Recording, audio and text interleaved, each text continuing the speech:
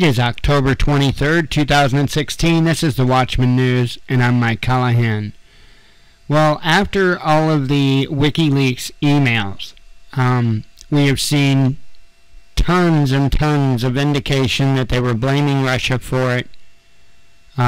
Anybody with any common sense realizes Russia probably wasn't behind it, probably didn't have anything to do with it. That's not how WikiLeaks works. WikiLeaks doesn't hack. WikiLeaks receives information and publishes it. Okay? And I really don't think that Russia is the one that hacked and got the information and then sent it to WikiLeaks. I don't think that happened at all. However, our government has said that they were going to take swift action, okay, towards these Russian hacks. Okay? Now, that was pretty much all we heard about it. We didn't hear anything else. The other day, we had hackers take the net down. And, of course, the New World Hackers Group or whatever is taking claim for that. Supposedly, some of them, the majority of them in Russia and China. One of them, I guess, they supposedly apprehended in London.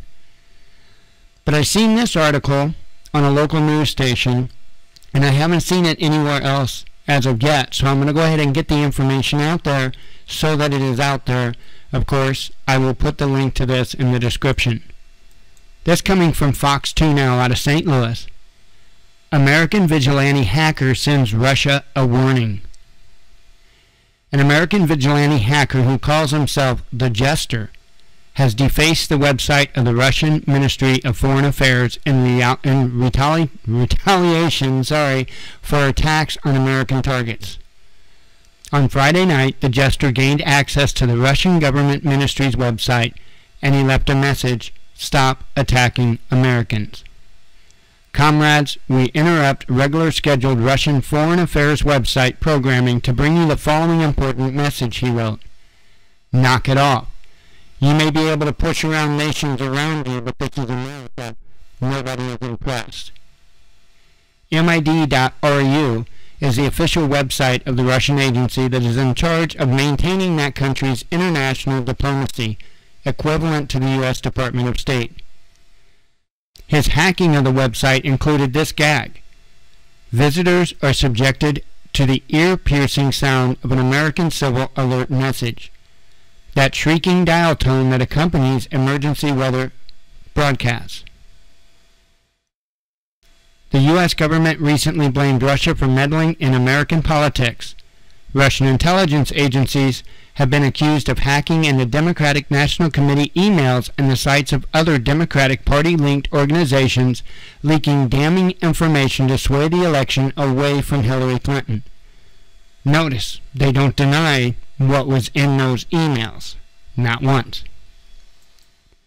Stolen emails have been taken by Russia and published by WikiLeaks. Okay, right here, they are admitting that everything in those emails were true, because they're not denying it. Russia and President Vladimir Putin have denied involvement. The Jester referenced Putin's denial in his webpage graffiti. Let's get real. I know it's you.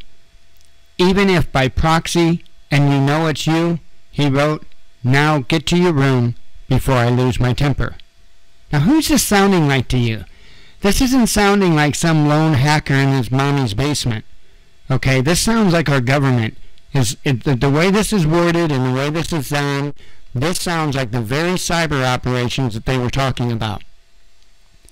In the past, Jester has taken down jihadist websites, hacking into communication forms and identifying potential terrorist threats.